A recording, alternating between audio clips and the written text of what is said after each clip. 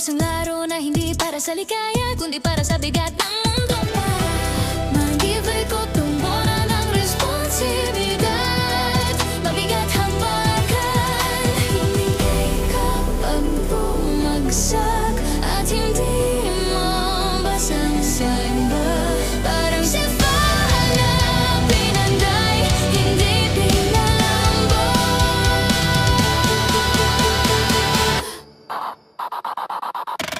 Parang batas na bakal, hindi para protekatan, kundi para kontrolya. Nagigagis mo hindi ito, bigla bumabagsak ito. Na parang katotohanan, hindi mo kayang takasan. Para pangako matigas, pero walang talbog. Parang proyektong matigas, pero walang direksyon. Ang bawat tribo, tunog ng pagod, bawat patpasa, tunog ng pag-aalinlangan. Bawat tira,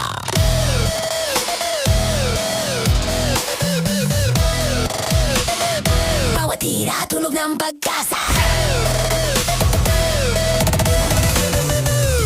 Game over, lahat ka na ba?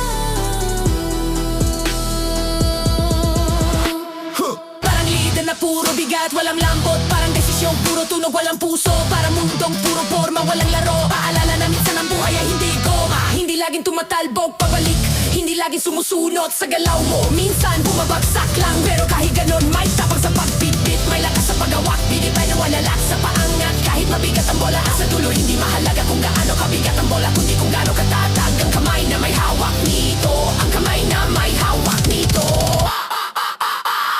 Laban, leta'y bagsik pahigin mo at talbak. Biglang di mundo hanggang ikamay. Katatangin sa gitna laro.